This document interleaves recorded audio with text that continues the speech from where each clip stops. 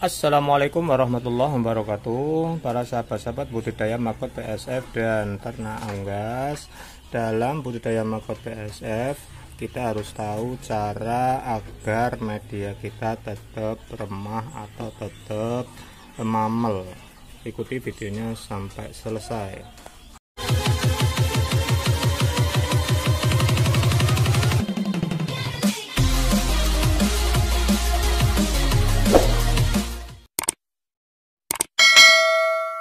Jadi untuk membuat media kita tetap remah, tetap mamel, tidak becek, itu kita harus tahu caranya.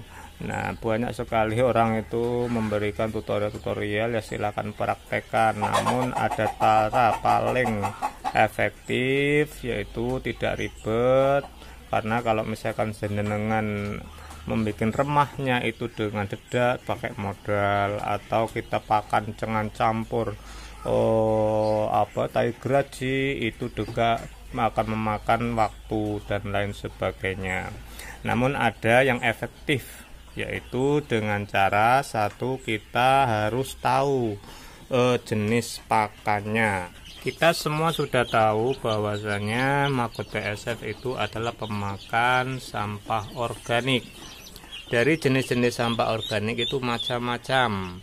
Ada yang banyak kandungan airnya, ada yang kurang airnya atau kering, dan juga ada yang pakannya itu bisa membuat remah, yaitu seperti kohe kotoran hewan, seperti kotoran ayam, kotoran sapi, dan kotoran unggas lainnya. Nah, dari situ kita harus bisa tahu, memilah dan memilih jenis pakan mana yang banyak airnya, jenis pakan mana yang kurang airnya. Karena maggot PSF juga di samping dia butuh makan, juga butuh kadar air yang tinggi juga. Namun kalau misalkan kadar airnya terlalu tinggi juga akan membuat medianya becek. Setelah kita tahu sampah organik mana yang banyak kandungan airnya, sampah organik mana yang tidak ada kandungan airnya atau kadar airnya kurang, baru kita bisa melangkah selanjutnya. Namun sebelum melangkah selanjutnya, nah ini dulu kemarin ini di atasnya ini tak taruh DOD bebek, jadi kandungan airnya sini becek sekali, dan bahkan bukannya hanya becek tapi cair. Banyak air tumpah di sini. Namun sekarang sudah remah banget nih. Maka ini banyak kaskotnya, terlalu banyak kalau menurut kita. Karena kemarin kan ada DOD, makanya pakan dari DOD itu banyak yang jatuh ke bawah. Akhirnya ya seperti ini, kaskotnya agak terlalu tinggi. Jadi kita harus tahu pakan mana yang mengandung air, pakan mana yang tidak mengandung kadar air. Nah, kalau misalkan banyak kandungan airnya, ya kita harus satu caranya memeras atau mengurangi kadar airnya dengan cara memeras atau ditiriskan. Nah, atau dengan cara kita mengaduk pakannya itu, yang satu dengan banyak kadar airnya dicampur dengan kohe, atau yang kurang airnya, yang kering, sampah organik yang kering itu juga bisa. Nanti jadinya akan pas, atau takaran ke airnya pas, tidak akan menjadi becek. Terus langkah yang selanjutnya agar media kita tetap remah, tidak becek, itu dengan pola pakannya atau mengasih porsi pakannya. Nah, itu kalau misalkan kita berlebihan pakan atau kandungan airnya banyak sekali, itu akan mengakibatkan pakan atau medianya menjadi becek, dan kita memandangnya juga kurang sedap kayak dimakan saja, kurang bergairah untuk budidaya maggot PS yang jelas. Nah, di sini nih di bawah kandang bebek ini yang dulu. Nah, ini tetap saya kasih pakan tambahan.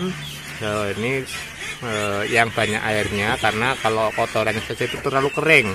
Nah, kalau misalkan terlalu kering juga perkembangan maggotnya kurang cepat, yang mengakibatkan maggotnya kurus-kurus, perkembangannya kurang bagus. Maka kita tambahkan dengan kentos kelapa yang banyak kandungan airnya. Agar apa? Agar maggot juga terpenuhi kebutuhan airnya dan perkembangannya nanti bisa bagus. Jadi cara yang efektif ya seperti itu kalau menurut kita. Membuat media yang kering atau mamel, yaitu seperti kita harus paham dulu jenis pakan yang tadi saya katakan, jenis pakan yang banyak mengandung air dan yang tidak, kita harus bisa membedakan.